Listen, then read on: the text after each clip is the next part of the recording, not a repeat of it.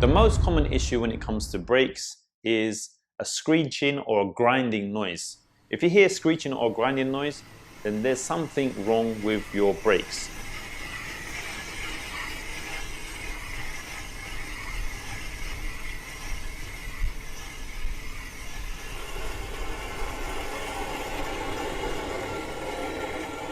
Either your brake pads are really low, or there's something not quite right, or a stone has gone into either your brake shoes or within your brake pads. You need to take it to a mechanic and have it looked at.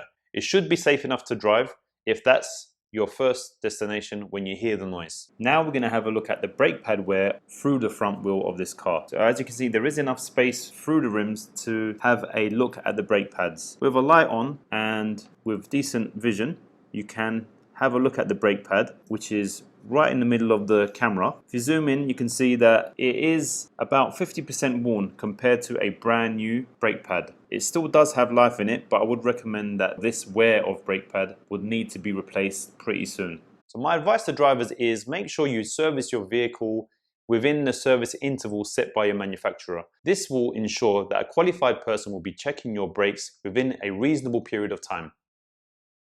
Okay, so what we're going to talk about in this section is your brakes. Your brake pads, which is what slows and stops your vehicle. Your handbrake, which is what stops the vehicle from rolling when you've parked up. And your brake fluid, the hydraulic fluid within your braking system. All from a driver's perspective. As far as brake pads go, you're limited as a driver with how you can assess the brake pads. This all depends on the wheels, the actual rims, giving visibility to the brake pads, your eyesight including lighting, and your actual concept of brake pad wear. Simply put, are your brake pads in good condition or are they low? On most cars, brake pads are normally on the front wheels. The rear wheels normally have drums. On some vehicles, especially sports vehicles, they do have them on the rears as well. So if you do have discs on the rear wheels, then that means you do have brake pads in the rear, which means you can also check the rear brake pads as well as the front. Here's some images of some good brake pads, or what a brake pad should look like when it's brand new. And here's some images of brake pads that are worn out. So really, when it gets to between 50 and 70% worn, it's time to think about changing your brake pads before it becomes dangerous. If in doubt, always get a mechanic to check your brake pad wear because they are the professionals.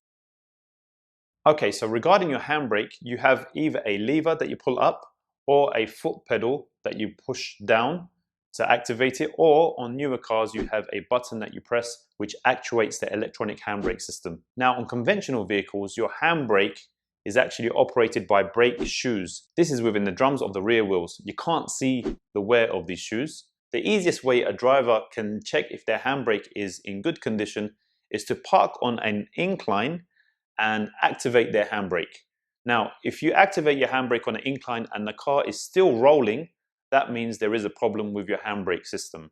Either your pads or your shoes are worn out, or your handbrake needs to be adjusted.